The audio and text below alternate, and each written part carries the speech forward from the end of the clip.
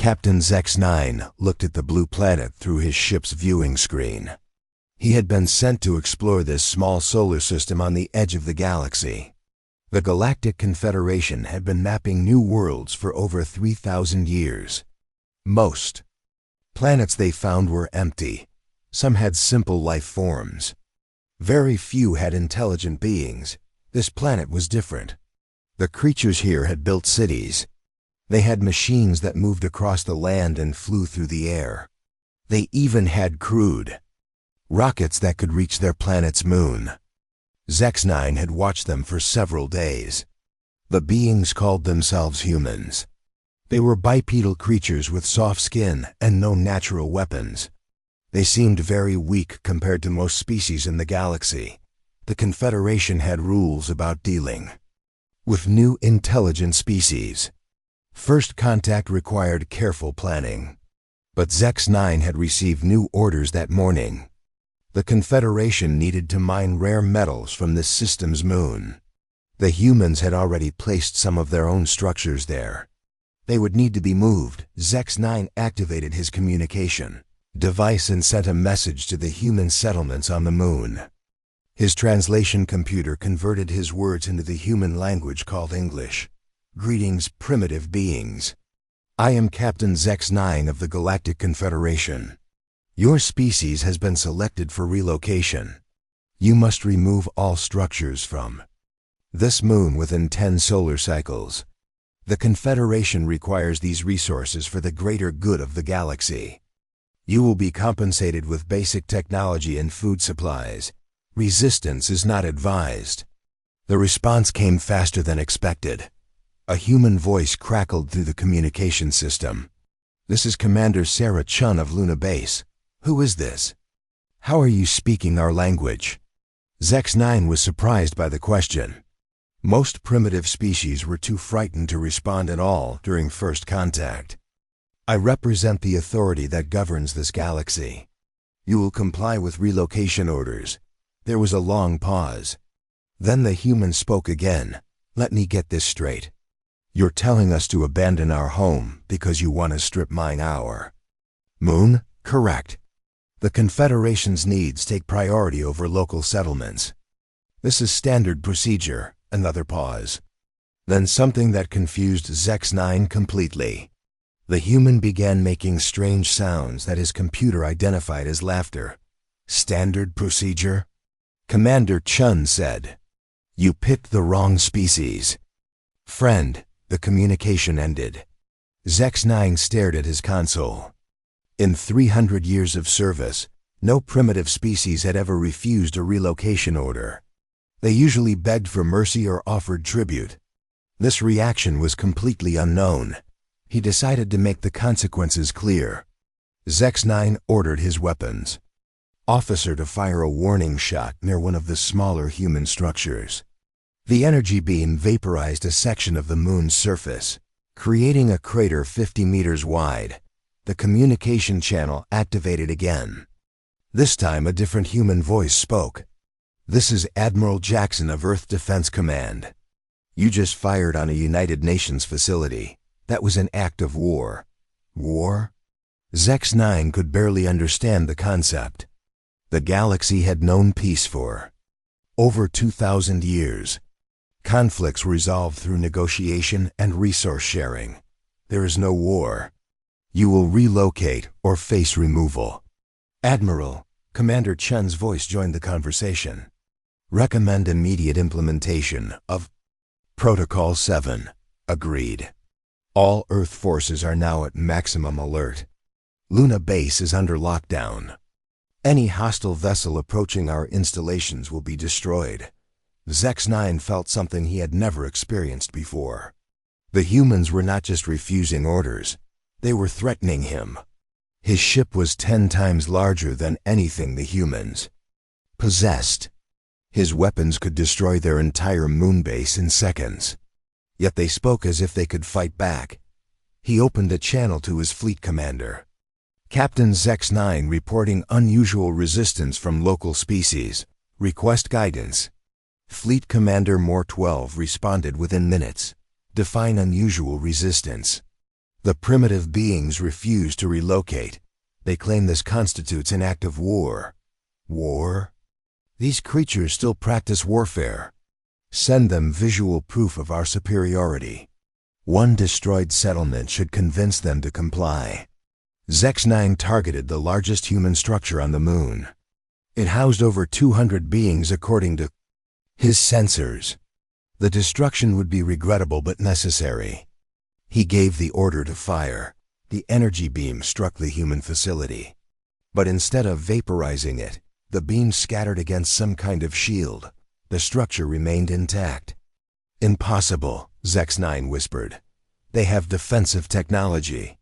Alarms began screaming throughout his ship.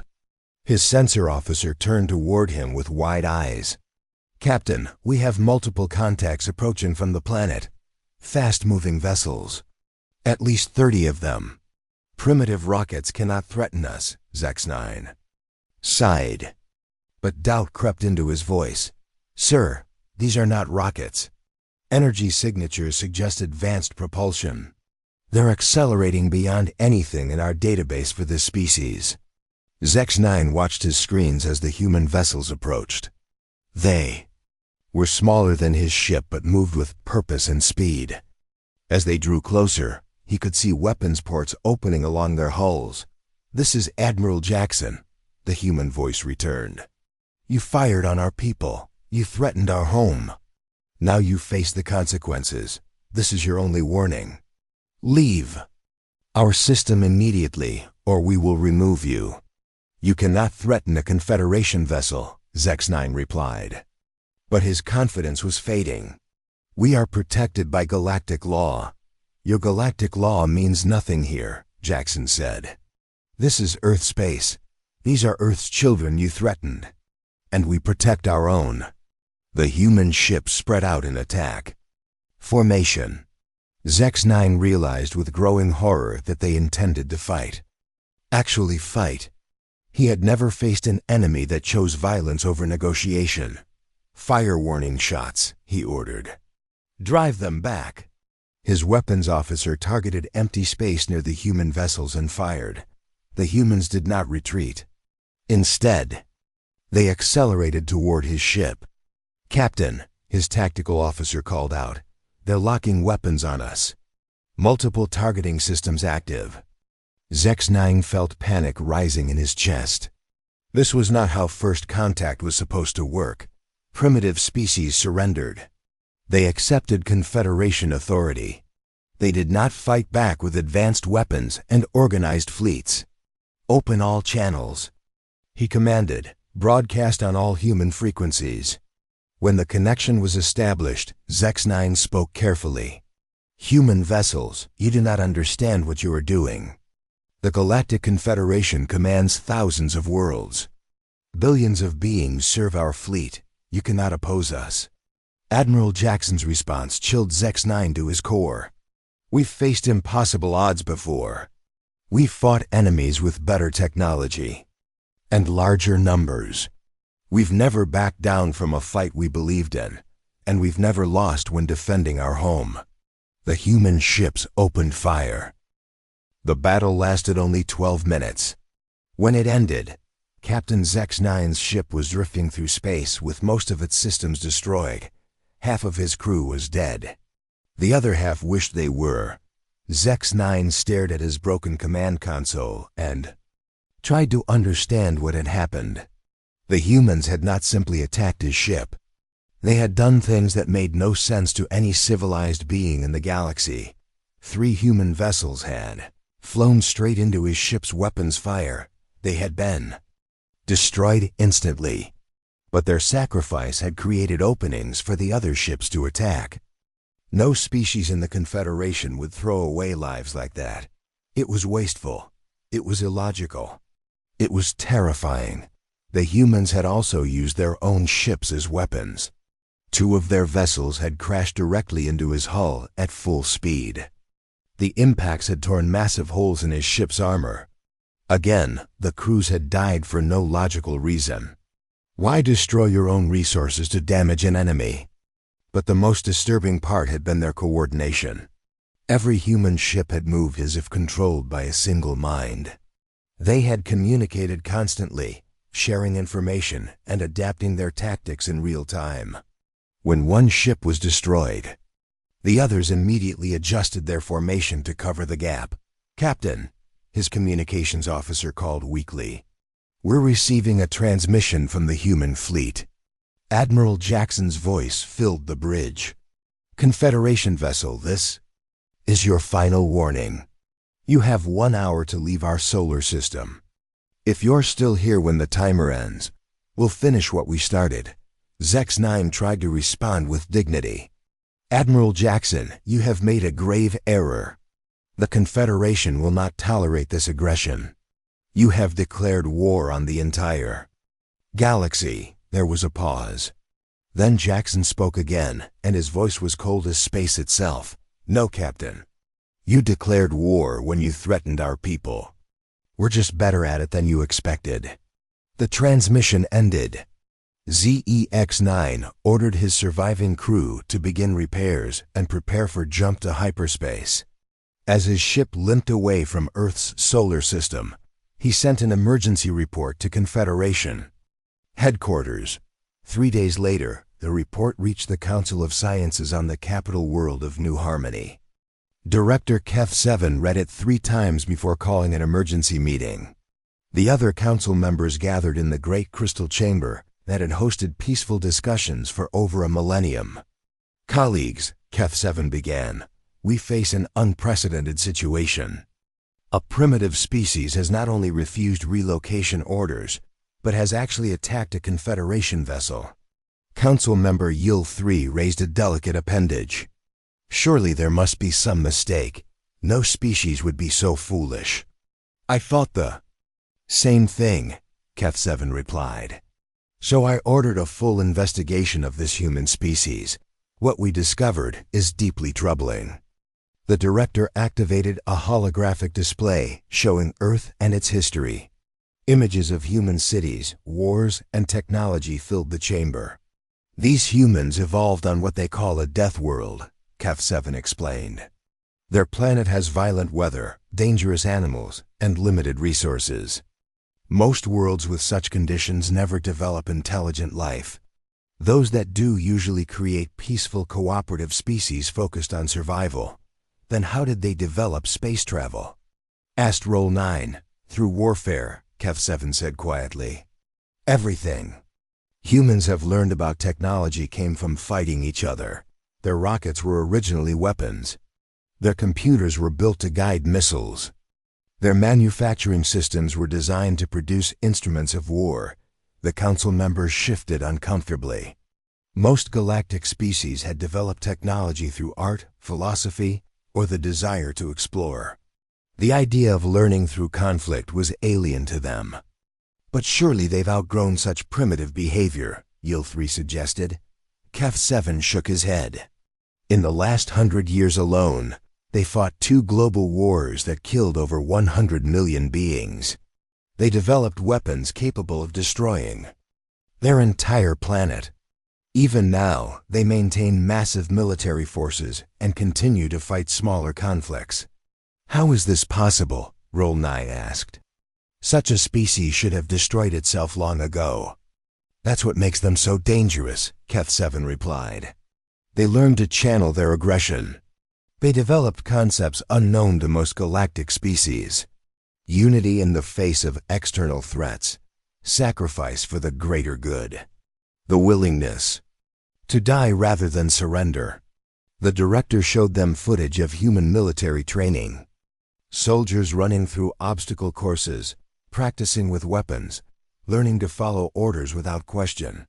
To the peaceful council members, it looked like madness. "They teach their young to fight," Kef-7 continued. "They celebrate warriors in their stories and songs. They have entire institutions dedicated to the study of warfare. And most disturbing of all, they seem to enjoy it." "Surely we can reason with them," Yil-3 said desperately. "All intelligent species can be negotiated with." Kef-7 showed them recordings of human entertainment. Movies about soldiers, books about battles, games where they pretended to fight aliens. They fantasize about war, colleagues. They dream of enemies to fight and challenges to overcome. For humans, conflict is not a last resort. It's a way of life. The council sat in stunned silence. Finally, Roll 9 spoke. What do our military advisors recommend? Fleet Commander Vesh 2 believes we should send a battle group to destroy their homeworld before they can spread beyond their system. He calls them a galactic cancer that must be cut out before it grows. And what do you think, Director? Yil 3 Keth-7 was quiet for a long moment. I think we may have awakened something that should have been left alone. Our scouts report that human activity in their system has increased dramatically since the incident. They're building new ships at an incredible rate. Their manufacturing capabilities rival our most advanced worlds. How can primitives build so quickly? Roll 9 demanded. Because they've spent thousands of years perfecting the art of rapid military production. During their global wars, they could build ships, planes, and weapons faster than their enemies could destroy them. Now they're applying those same techniques to spacecraft. The director showed them images from Earth's orbital installations. Massive shipyards that had been built in just weeks. Assembly lines producing hull plates and weapon systems around the clock. Thousands of humans working in shifts to build a fleet. In 3 months, they've built more warships than the Confederation produces in a year, Keth-7 said. And their designs are improving constantly. Their reverse engineering captured technology from Captain Zex-9's ship. That's impossible, Yil 3 protested. It takes decades to understand alien technology. Not for humans. They have something we've never encountered before. They call it engineering intuition. They can look at a device and understand its function through trial and error. They don't need to understand the theory. They just need to make it work. Keth-7 showed them a recording of human engineers taking apart Confederation equipment. They worked with crude tools, but incredible speed, testing different combinations until they found what worked. They've already adapted our shield generators to their ships, he continued. They've improved our weapon designs. And they're sharing all of this technology freely with their entire species. Free sharing of military technology? Roll 9 was horrified. That's a recipe for chaos. For humans, it's normal. When they face an external threat, they unite completely. Every human becomes a soldier. Every factory becomes a weapons plant. Every scientist works on military research. They transformed their entire civilization into a war machine. The council members looked at each other with growing fear. They had ruled the galaxy for millennia through careful diplomacy and superior technology. They had never faced an enemy that could match their production capabilities or exceed their willingness to fight. What happens if they leave their system? Yil 3 asked quietly. Keth-7 closed the display and looked at his colleagues. Then the galaxy changes forever. Because humans don't just fight to win. They fight to spread their ideas. And their primary idea is that no being should bow to another simply because of superior strength. In the silence that followed, each council member imagined the same terrifying possibility. A galaxy where every species had learned to fight like humans. Where every world built weapons instead of art. Where the Confederation's authority meant nothing in the face of organized resistance. The age of peace was ending. And Earth's children were just getting started. High Admiral Vex Prime stood in the command center of the dreadnought, Eternal Peace, and watched his fleet prepare for the final solution. 500 warships surrounded him in perfect formation. It was the largest military force the Confederation had assembled in over 1,000 years. The Council of Sciences had made their decision after weeks of debate. The human threat could not be contained through diplomacy or economic pressure. These creatures understood only violence. Therefore, violence would be their answer.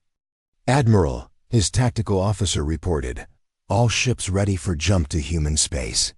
Sterilization protocols are loaded and armed. Vex Prime nodded grimly. Sterilization was the worst decision any civilization could make. It meant the complete destruction of a species and their homeworld. The Confederation had only done it twice in their entire history, both times against species that threatened to spread dangerous diseases across the galaxy. "Begin final approach," he ordered. "Remember, we are not conquerors today. We are surgeons removing a cancer before it spreads." The fleet jumped to hyperspace and emerged at the edge of Earth's solar system. Vex Prime expected to find a small collection of primitive ships waiting in panic. Instead, his sensors showed something impossible. "Sir," his sensor operator called out, "I'm reading over 2,000 human vessels throughout the system. They're not concentrated around their homeworld.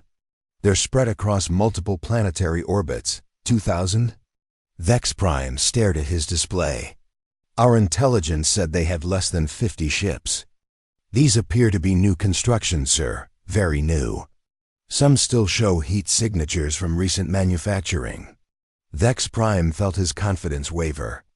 How had the humans built so many ships in such a short time? His own fleet had taken 3 years to assemble. "Sir, we're receiving a transmission from the human forces. Put it through." A human face appeared on the main screen. The being looked older than the others they had encountered, with white hair and deep lines around his eyes. But those eyes burned with fierce intelligence. "I am General Harrison Clark, Supreme Commander of the Earth Defense Forces. You have entered our territory with hostile intent. This is your one chance to withdraw." Vex Prime activated his response. "Channel, I am High Admiral Vex Prime of the Confederation Fleet. You will surrender immediately. Your species has been marked for termination. Resistance will only increase your suffering." General Clark smiled, and the expression sent chills through Vex Prime. "Admiral, you clearly don't understand who you're dealing with. We've spent the last 3 months preparing for this moment. Every human in the system is ready to fight. Every ship is crewed by volunteers, and every one of us would rather die than kneel.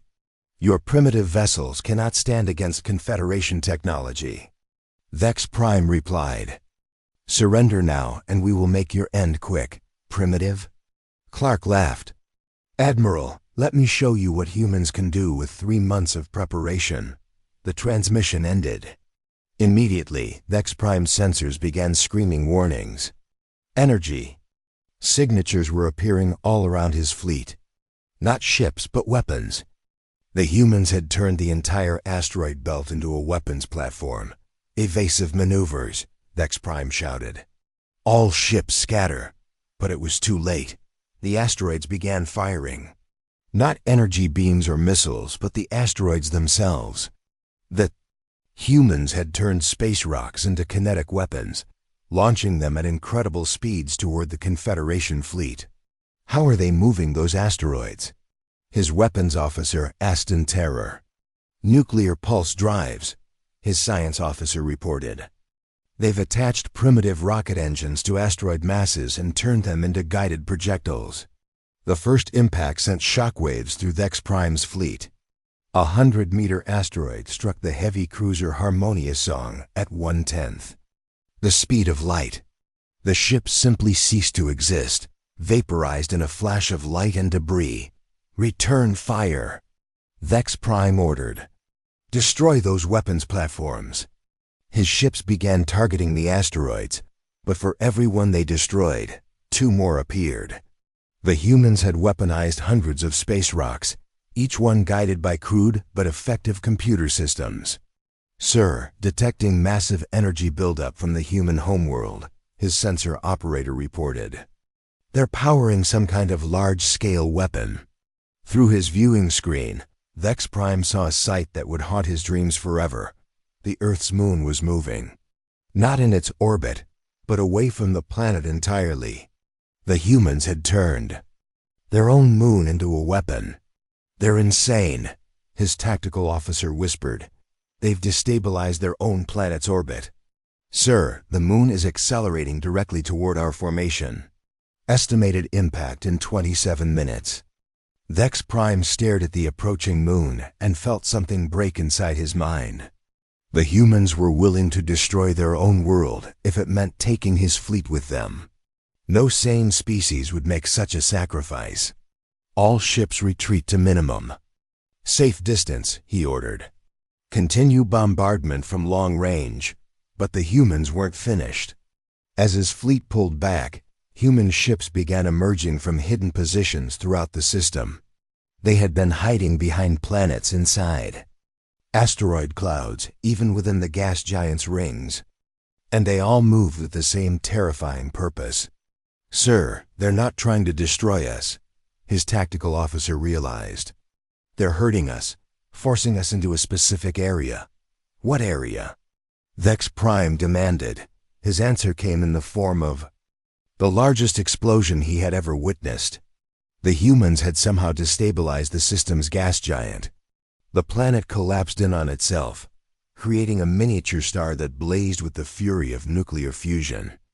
Impossible, Vex Prime breathed. They've turned a planet into a weapon. The artificial star's gravitational field began pulling his ships toward it. Some of his faster vessels managed to escape, but the heavy dreadnoughts were too slow. He watched in horror as dozens of his ships were dragged into the blazing inferno. Admiral, we have to retreat, his science officer pleaded. We've lost over half the fleet. No, Vex Prime said firmly. We finish this. Target the human homeworld directly. Maximum firepower. Sir, if we destroy their planet, the debris field will... I don't care about collateral damage. These creatures must be stopped here and now. The remaining Confederation ships turned their weapons on Earth itself. Massive energy beams lanced through space toward the blue planet. For a moment, Vex Prime thought they had succeeded. Then the beams struck Earth's protective shields and scattered harmlessly into space. How? He whispered. Sir, they've covered their entire planet with deflector shields. The power requirements would be enormous. They're using their planetary core as a power source, his science officer reported in amazement. They've somehow tapped directly into their world's magnetic field and geothermal energy. General Clark's face appeared on screen again. This time he wasn't smiling. Admiral, you just tried to kill 6 billion innocent people. Now you face the consequences. What consequences? Vex Prime snarled. You've exhausted your weapons. Your planet is surrounded. You have nowhere to run. Run? Clark's eyes glowed with fierce pride. Admiral, we're not running anywhere. We're coming for you. The human ships that had survived the battle began moving toward Vex Prime's fleet. But they weren't attacking. They were ramming. Every single human vessel flew directly into Confederation ships at maximum speed. They're all committing suicide, his weapons officer said in disbelief. No, Vex Prime realized with growing horror. They're buying time. While the human ships sacrificed themselves to damage his fleet, something else was happening on Earth's surface. Massive launch platforms were rising from hidden underground facilities, and they were firing ships. Not dozens or hundreds, but thousands. Sir, I'm reading 12,000 new contacts launching from the human homeworld. They're using mass drivers to launch ships directly into space. 12,000? And sir... They're all manned. Every ship has a crew. Vex Prime felt his knees go weak. The humans had turned their entire planet into a shipyard. They had built enough vessels to outnumber his fleet 20-1. And every ship was crewed by beings willing to die for their cause. All ships retreat immediately, he ordered. Emergency. Jump to hyperspace. Sir, what about the mission? Vex Prime looked at his tactical display. Half his fleet was gone. The other half was damaged and demoralized. And 60,000 human warriors were accelerating toward them with nothing but death in their eyes. The mission is over, he said quietly. Send a message to the Council. Tell them we have awakened something that should never have been disturbed. As the surviving Confederation ships fled Earth's solar system, they left behind more than just a defeated fleet. They left behind the galaxy's faith in Confederation superiority. General Clark watched the alien ships disappear into hyperspace and turned to his communications officer. Send a message to all human colonies and outposts. Begin Phase 2 of the Liberation Protocol. Sir, that means— I know what it means, Clark interrupted. It means we're not waiting for them to come back. We're taking the fight to them. It's time to show the galaxy what happens when you threaten Earth's children. In the depths of space, the message spread from ship to ship, from colony to colony, from world to world. Humanity was no longer defending, they were advancing. And they carried with them a message that would— The news of High Admiral Vex Prime's defeat reached every corner of the galaxy within 10 days. The Confederation's fastest messenger ships carried reports that seemed impossible to believe. The mighty Eternal Peace Fleet had been destroyed by a primitive species that hadn't even mastered interstellar travel. 6 months ago, on the mining world of Kef 9, the Jakarian workers stopped their digging and looked up at the stars. For 3 generations, they had served the Confederation without question. Their people had been conquered so long ago that most had forgotten they were once free. But the human victory changed something deep in their hearts. Worker Zin-4 set down his mining tool and spoke words that had been forbidden for decades. We don't have to do this anymore. His supervisor, a Confederation loyalist named Morse 6, tried to restore order. Return to work immediately. The production quota must be met. But other workers were listening to Zin-4. They remembered stories their grandparents had told in whispers. Stories about the time before the Confederation came, when Jakarians ruled their own world and made their own choices. The humans beat them, Zin-4 continued. If Earth's children can fight the Confederation and win, so can we. Within hours, the mining operation on Kef 9 ground to a halt. The workers formed committees and began organizing. They had no weapons and no military training. But they had something new. Hope. The same scene played out on hundreds of worlds across the galaxy. The Confederation had ruled through fear and the belief that resistance was impossible. The human victory shattered that belief like glass. On the capital world of New Harmony, Director Keth 7 watched emergency reports flood in from across the galaxy. Strikes, protests, and work stoppages were spreading faster than the Confederation could respond. Some worlds were declaring independence. Others were demanding representation in galactic government. How many worlds are affected? Council member Yield 3 asked nervously. Over 300 and rising, Keth 7 replied. The humans haven't even left their solar system yet, but their ideas are spreading everywhere. Ideas, Roll 9 said bitterly. We should have destroyed their communication networks before they could transmit anything. It's too late for that, Kef 7 said. They broadcast their victory to the entire galaxy. Every species that speaks there. Language heard General Clark's speech. The human general's words had been simple but powerful. He had spoken directly to the oppressed peoples of the galaxy and told them that freedom was possible. That no being had to accept slavery simply because their masters had bigger weapons. What do our intelligence services report about human activities? Yield 3 asked. Kef 7 activated a holographic display showing Earth's solar system. The images made the council members gasp in shock. The humans had built massive shipyards around every planet and moon. Thousands of vessels were under construction, and completed ships were launching every day. They're not just building warships, Kef 7 explained. They're building colony ships, exploration vessels, and communication platforms. They're preparing to spread across the galaxy. We must stop them before they leave their system, Roll 9 declared. With what forces? Kef 7 asked quietly. Half our fleet is gone. The other half is dealing with rebellions on our own worlds. And every report says the humans are getting stronger every day. As if summoned by their conversation, an urgent communication request appeared on the Council's display. The transmission originated from the edge of Confederation space. "This is Captain Sarah Chun of the human vessel New Horizon," a familiar voice announced. "I bring greetings from Earth and an offer of alliance to all free peoples of the galaxy." The Council members stared at the screen in horror. The humans had not only left their solar system, they were already at the galaxy's edge. Captain Chun had been the commander who first defied Confederation orders 6 months ago. "Human vessel," KEF-7 responded. "You are in violation of galactic law. Return to your system immediately." Chun's image appeared on the screen. She looked older and more confident than in previous encounters. Behind her, the bridge of her ship bustled with activity. "Director KEF-7, she said calmly, "your galactic law has no authority over free beings. We reject your claims of superiority.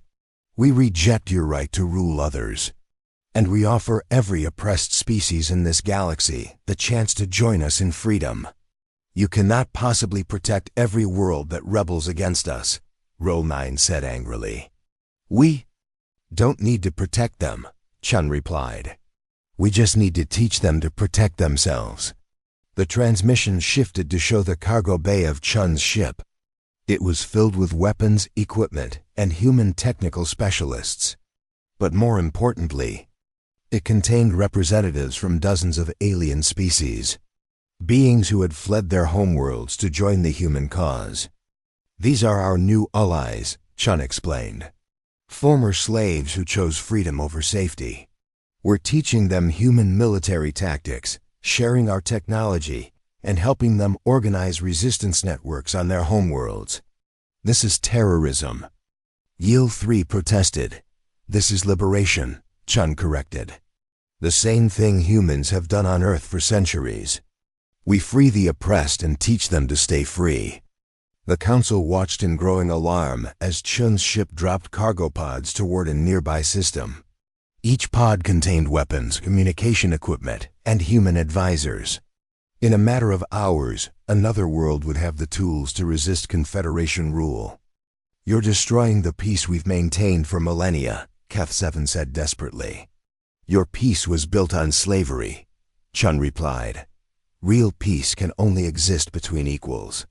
And we're going to make sure every being in this galaxy has the chance to be equal." The transmission ended, leaving the Council in stunned silence. The humans weren't just fighting a war. They were spreading a revolution. Over the following weeks, the situation deteriorated rapidly for the Confederation. Human ships appeared throughout the galaxy, always in small groups, always avoiding direct confrontation with major fleets. They would arrive at oppressed worlds, distribute weapons and advisors, then disappear before Confederation forces could respond, but the damage was done. Each human visit left behind organized resistance movements that knew how to fight, how to communicate, and how to inspire others. The techniques that had won human independence on Earth were being adapted for dozens of different species and environments. On KEF-9, workers Zin-4 received a package dropped by a human ship. Inside were simple weapons, communication devices, and a message written in his own language. "To the free people of KEF-9, the message read, "You are not alone. Across the galaxy, beings like you are standing up for their rights. We offer you weapons, but more importantly, we offer you knowledge. Learn to fight, learn to organize, learn to be free. Your children deserve better than slavery." Zin-4 shared the message with his fellow workers. Within days, they had formed the Free Jekarian movement. Within weeks, they controlled half their planet. The Confederation garrison found itself fighting an enemy that seemed to be everywhere and nowhere, using tactics that no civilized species would employ. Similar uprisings erupted on world after world. The Saurian colonies declared independence. and began building their own fleet. The Crystalline Collective stopped sending tribute to the capital. The vaporous entities simply disappeared from their assigned territories, leaving empty worlds and confused Confederation administrators. But the most shocking development came from an unexpected source. Captain Zex-9, the same officer who had first encountered humanity, requested an urgent meeting with Director Kef-7. Director, Zex-9 said when they met in private, I believe we must negotiate with the humans. Negotiate? Kef-7 was appalled. They're destroying everything we've built. No, sir, Zex-9 replied carefully. They're offering us a choice. We can continue fighting a war we cannot win, or we can join them in building something new. You're talking about surrender. I'm talking about survival. Zex-9 activated a personal display showing intelligence reports from across the galaxy. 60% of our worlds are now in open rebellion. Our remaining fleets are stretched too thin to maintain control. And the humans are still getting stronger. Kef-7 studied the reports and felt his world crumbling around him. The Confederation had ruled through superior technology and careful diplomacy. But the humans had introduced something new, the idea that technology could be shared and that diplomacy only worked between equals. What do you recommend? He asked quietly. Contact General Clark directly. Arrange a meeting. Find out what terms they're willing to offer. And if their terms are unacceptable? Zex-9 looked at his superior with sad eyes. Then we fight until the last Confederation world falls. But sir, I've studied human history. When they win a war, they don't usually destroy their enemies. They turn them into allies. Kef-7 considered this for a long moment. The humans had already proven they could fight. Now they were proving they could inspire others to fight. But perhaps they could also be reasoned with. Send a message to General Clark, he decided. Tell him the Confederation Council requests a diplomatic meeting to discuss terms for ending hostilities. And if he refuses? Kef-7 looked out at the stars, where the fires of rebellion were burning brighter every day. Then we learn what it feels like to be the oppressed instead of the oppressors. In distant Earth space, General Clark received the Confederations. The meeting took place on a neutral world at the edge of the galaxy. The planet had no name, only coordinates. It was a lifeless rock chosen specifically, because neither side could gain any advantage from its terrain. General Clark stood in the temporary pavilion that human engineers had built for the negotiations. Across from him sat Director Kef-7 and the remaining members of the Confederation Council. Between them lay the future of galactic civilization. Director Kef-7, Clark began, thank you for agreeing to meet. I know this isn't easy for your people. Kef-7 studied the human general with careful eyes. Clark looked tired but determined. Behind him stood representatives from over 50 species that had joined the Human Alliance. Former slaves now stood as equals with their liberators. General Clark, Kef-7 replied, we come here to discuss terms for ending the current hostilities. The Confederation is prepared to offer significant concessions in exchange for peace. What kind of concessions? Asked Captain Chen, who now served as Clark's diplomatic advisor. Council member Yil-3 spoke up. We're willing to grant independence to any world that requests it. We'll reduce tribute requirements for remaining members by half. And we'll establish a grievance committee to address complaints about Confederation policies. The human delegation exchanged glances. Clark leaned forward in his chair. Director, I don't think you understand the situation. We're not here to negotiate minor reforms to your empire. We're here to discuss the terms of its complete dissolution. Complete dissolution? Roll 9 stood up angrily. The Confederation has maintained galactic peace for over 2,000 years. We will not simply abandon our responsibilities. Your responsibilities? Captain Chun's voice was ice cold. You mean your control over billions of beings who never chose to be ruled by you? We brought order to chaos, HFY protested. Before the Confederation, species fought constant wars. We ended that violence. You ended their freedom, Clark replied. Yes, there was chaos before you came. But there was also growth, discovery, and the chance for each species to find their own path. You replaced all of that with a galaxy-wide prison. Kef7 raised a hand to silence his colleagues. General, what exactly are you proposing? Clark activated a holographic display showing a map of the galaxy. But instead of the familiar Confederation territories, it showed hundreds of independent systems connected by trade routes and alliance networks. We propose a new galactic order, Clark explained. Every world governs itself. Every species makes its own choices. Trade and cooperation happen between equals, not between masters and servants. Anarchy, Roll 9 said dismissively. It will never work. Without central authority, the galaxy will tear itself apart. Will it? Clark asked. Let me show you what's been happening while we've been fighting. The display changed to show current conditions across the galaxy. Kef7 expected to see chaos and destruction. Instead, he saw something remarkable. Former Confederation worlds were forming voluntary alliances with their neighbors. Trade continued between systems, but now it was based on mutual benefit rather than tribute requirements. The rebellion had not destroyed galactic civilization, it had transformed it.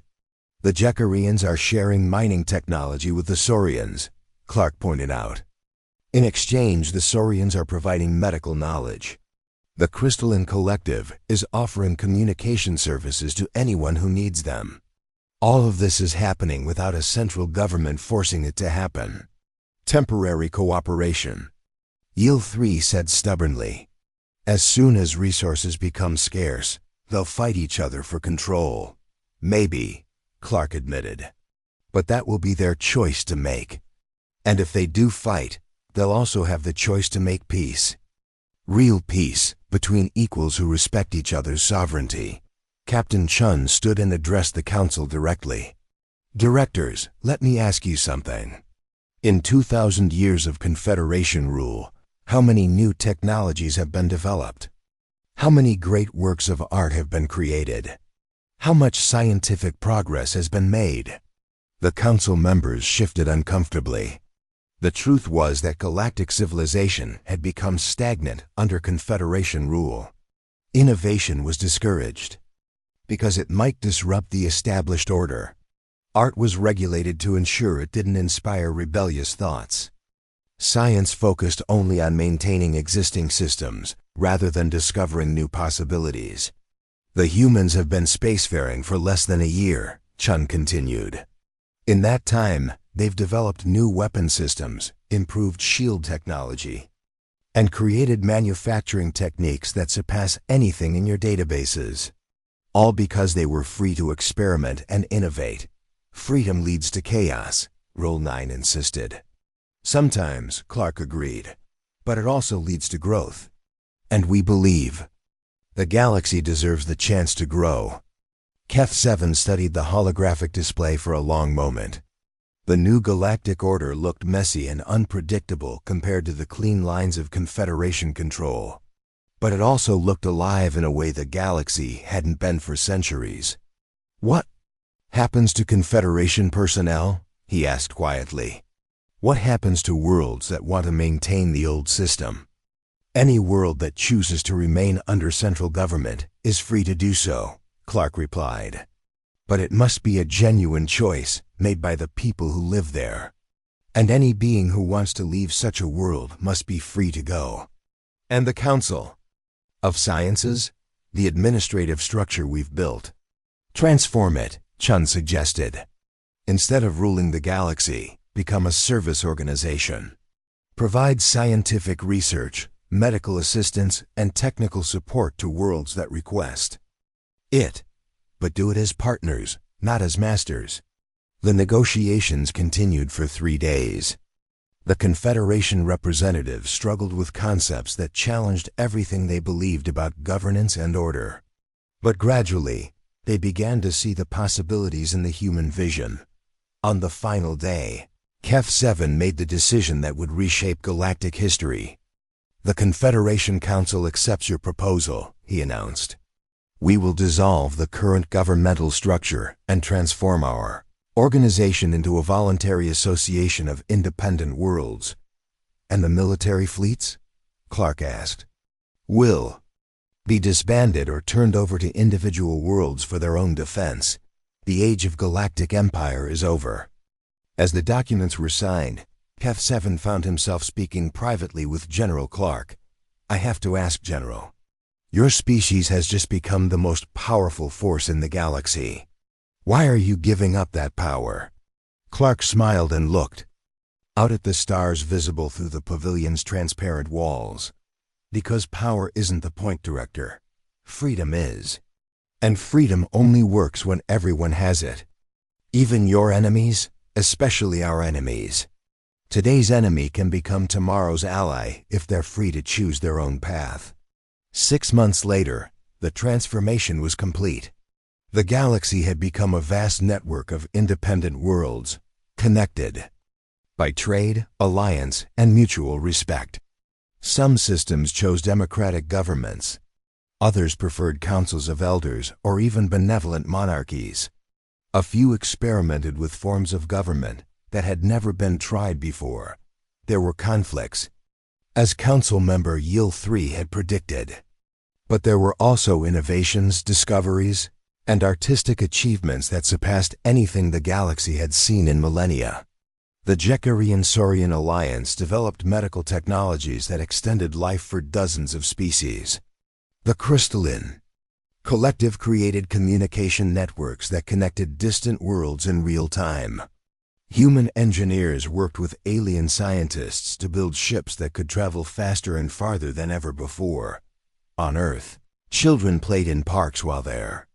Parents worked on projects that would have been impossible under the old system. Artists created works that celebrated the diversity of galactic civilization. Scientists shared discoveries freely, knowing that knowledge belonged to all beings, not just those who discovered it. General Clark, now retired from military service, stood in his garden and watched ships from a dozen different worlds land at the nearby spaceport. Humans and aliens worked together, traveled together, and learned from each other as equals. Captain Chun, now President Chun of the newly formed Galactic Cooperation Council, sent him regular reports about the state of galactic affairs.